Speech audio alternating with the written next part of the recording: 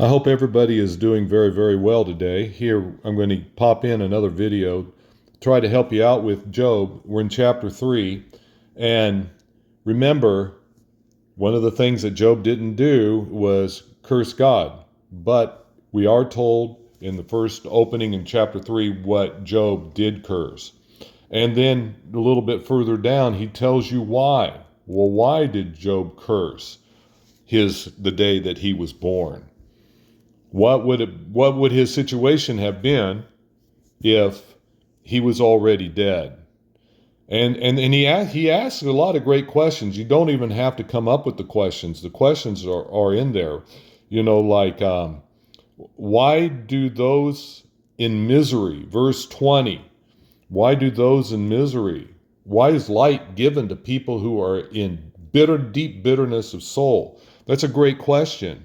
Why is life given to a man whose way is hidden from him? He doesn't understand what's going on. What happened to Job?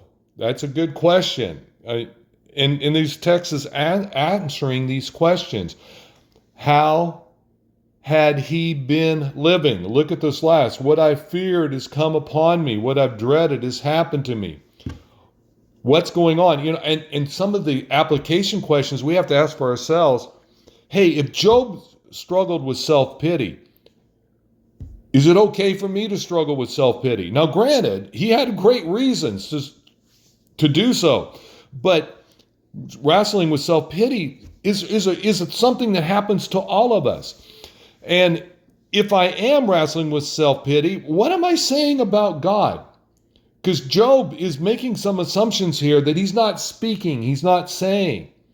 So do I sacrifice for God out of fear? Do I obey God out of fear? Do I believe what I believe in the Bible based out of fear? And how would I know? These are the types of questions that it's good for us to ask.